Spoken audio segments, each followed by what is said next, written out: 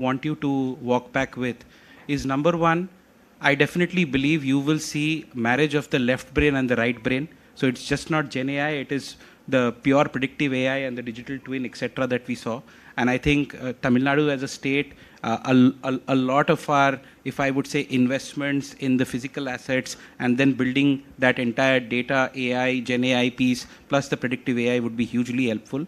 Lastly, there is a 10-20-70 that we are seeing play out, wherein there is a 10% focus on the model, there is a 20% focus on this on the data, and then there is a 70% focus really on the need, on the process, and the people. Otherwise, I mean, we are now at a stage wherein everyone says, okay, we can get the tech done, but how do you get the remaining pieces to fall in place? And I think that's a great opportunity for us as a state to crack with the best minds, the investment, the policies, and everything that come through.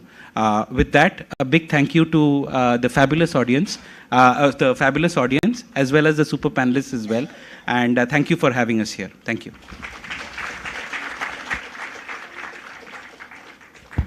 My appreciation to the panel for the thoughtful discussion, which is very much relevant to the current scenario. Due to the time constraint, we'll be opening the floor for just 2 quick questions. Hello. My question is AI as a service. Big tech giants have their own way of monetizing things, but for a startup or a small scale company, is it as easy as, hey, you seem like a potential client, I do DA, can I do a, is it as easy, is that flow of clients continuous, and what's your view on it, AI as a service for startup or small scale companies? Thank you.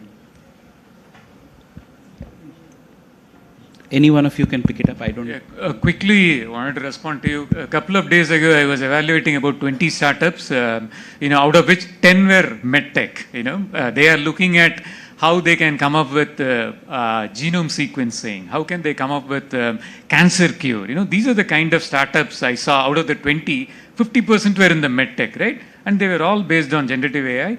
So if you are looking at, hey, compute, will I get or not? These startups, probably are giving a positive sign that they are, able to crack this and create a business out of it. So, in my view, there is a possibility to, use generative AI even in startups. Just augmenting that answer a bit more.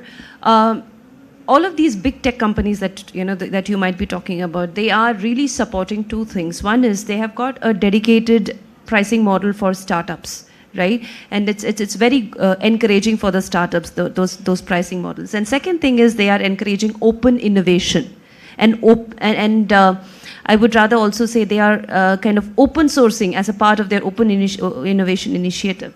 They're open sourcing a lot of their fundamental code, which others like the startups can kind of reuse. Right.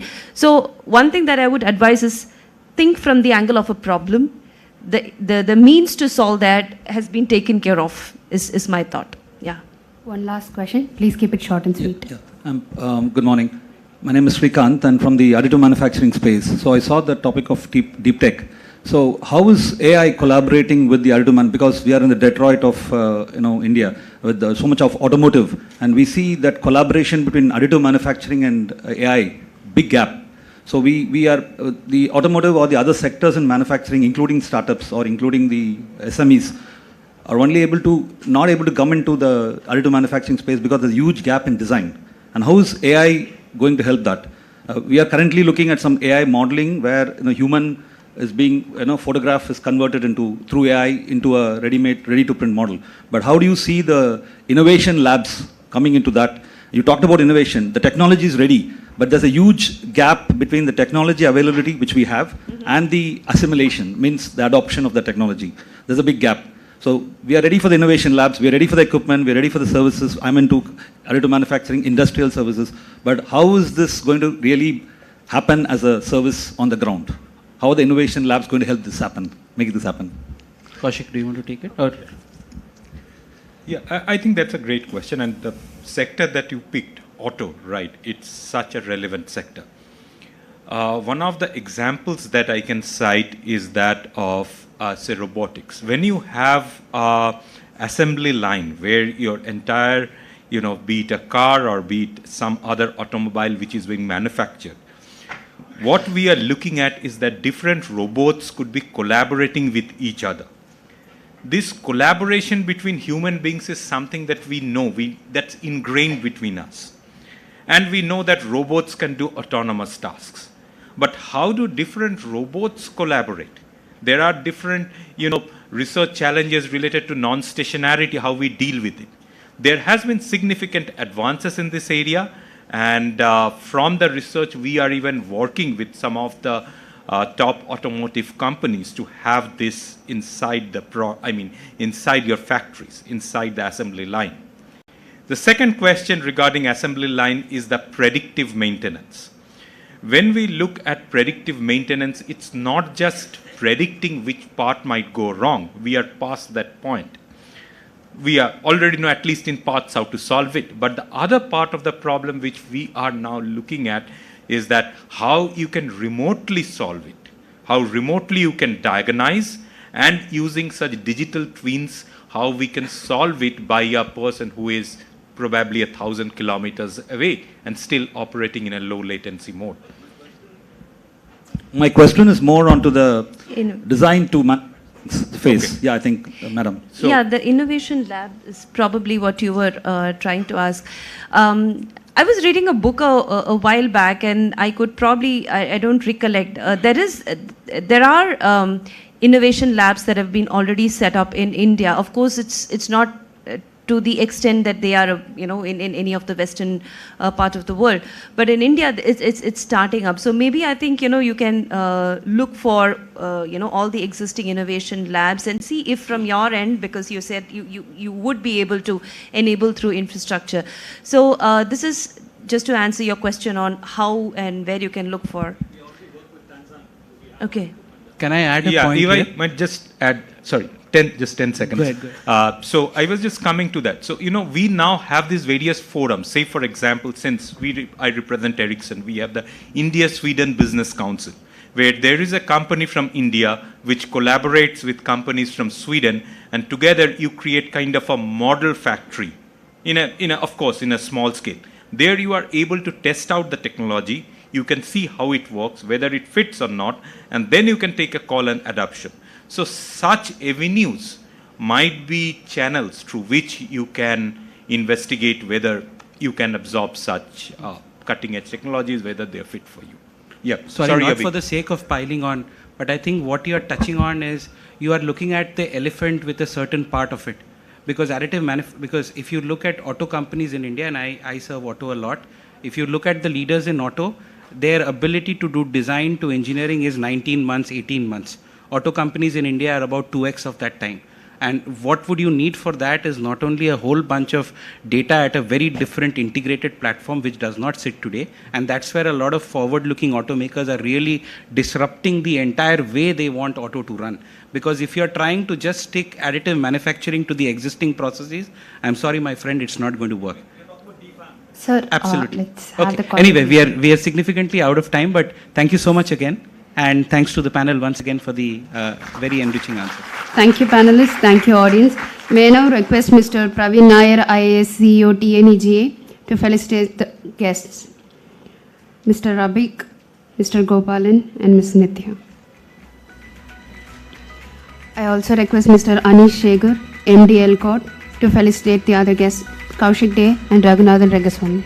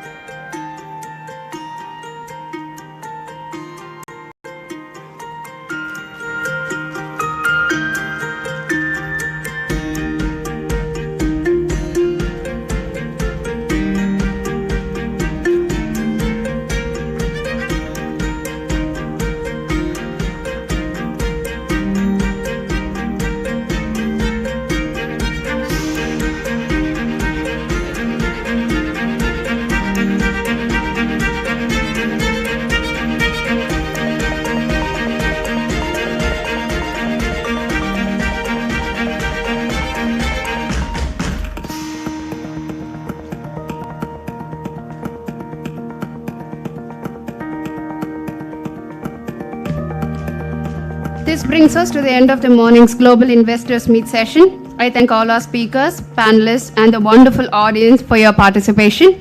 I also thank Team Guidance TN for giving us this opportunity to showcase the power that Gen AI and deep tech holds in the present and in the future.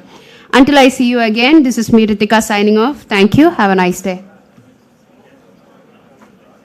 Okay. The next session will start at 2 p.m.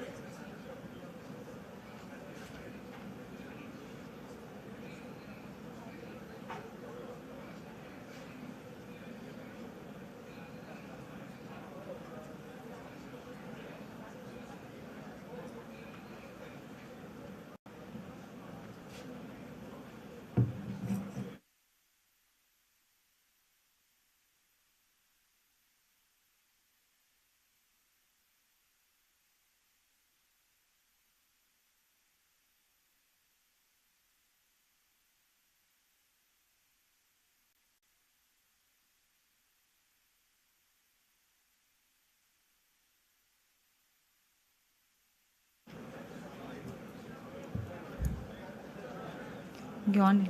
Check. Check, check. Check. Check. Mic testing, check.